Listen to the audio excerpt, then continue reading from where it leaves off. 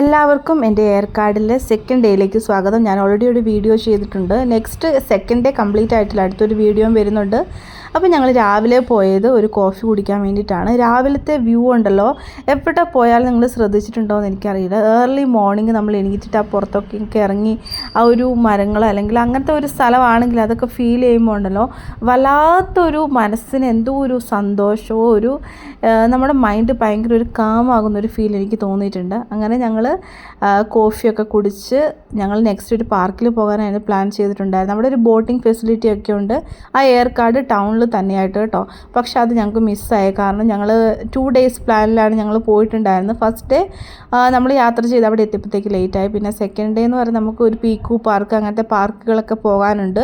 അത് ഞാൻ നെക്സ്റ്റ് വീഡിയോയിൽ കാണിക്കാം. പിന്നെ അവിടുത്തെ രാവിലത്തെ വ്യൂ എന്ന് പറയുന്നത് വളരെ പ്രായമായിട്ടുള്ള ആൾക്കാരൊക്കെ വളരെ എനർജറ്റിക് ആയിട്ട് ഇങ്ങനത്തെ ഒരു ബാസ്ക്കറ്റ് ഉണ്ടാക്കുന്നു. പ്ലാസ്റ്റിക്കിൻ്റെ ബാസ്ക്കറ്റ് ഉണ്ട്, പിന്നെ മുളയുടെ ബാസ്ക്കറ്റ് ഉണ്ട്. അത് ഏർലി മോർണിംഗ് ഞാൻ ആലോചിക്കാറുണ്ട്, എന്തിനാണ് ഇത്ര രാവിലെയൊക്കെ എണീറ്റ് അവർ ഇത്ര ഹാർഡ് വർക്ക് ചെയ്തിട്ട്. പക്ഷേ ഒരു എന്താ പറയണ്ട, അതൊരു ഭയങ്കര ബ്യൂട്ടിഫുൾ ആയിട്ടുള്ള വ്യൂ ആയിരുന്നു കേട്ടോ. പിന്നെ രാവിലെ മീൻ പിടിക്കുന്ന ആൾക്കാർ ഒരു കൊട്ടയിൽ ഇങ്ങനെ കണ്ട് അവരൊരു മൂവ്മെൻ്റ് അനുസരിച്ച് ഇങ്ങനെ പോകുന്നു. അതൊക്കെ വളരെ രസകരമായിട്ടുള്ളൊരു വ്യൂ ആണ്. അത് ഏർലി മോർണിംഗ് അത്യാവശ്യം തണുപ്പൊക്കെ ഉണ്ടായിരുന്നു.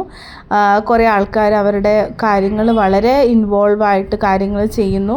ഓരോരുത്തർക്കും ഓരോ ഏരിയ ആണ്. ഇതിങ്ങനെ ബാസ്ക്കറ്റ് ഉണ്ടാക്കിയിട്ട് അവർ ലാസ്റ്റ് ഒരു വെള്ളത്തിൽ മുക്കും, അങ്ങനത്തെയൊക്കെ ഉണ്ട് കേട്ടോ.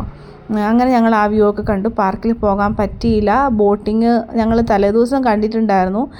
പിന്നെ രാവിലെ ഇവിടെ ഞാൻ വേറെ കണ്ടൊരു കാഴ്ച, ഇങ്ങനെ ആംഗ്ലെറ്റ്സിലെ നമ്മുടെ പാദസരങ്ങൾ ഇങ്ങനെ ഡിഫറെൻ്റ് ആയിട്ടുള്ള ഒരു മുത്തൊക്കെ വെച്ചിട്ട് നല്ല രസമായിരുന്നു കേട്ടോ. അങ്ങനെ കാണാൻ വേണ്ടിയിട്ട് കുറേ വെറൈറ്റി ഉണ്ടായിരുന്നു. വള, മാല, ഈ ശബരിമലയിലൊക്കെ പോകുമ്പോൾ ഇടുന്ന ടൈപ്പ് അങ്ങനത്തെയൊക്കെ ഇല്ലേ, ആ ഒരു വേറൊരു വേർഷൻ അങ്ങനത്തെയൊക്കെ കുറേ മാലകളൊക്കെ ഉണ്ടായിരുന്നു.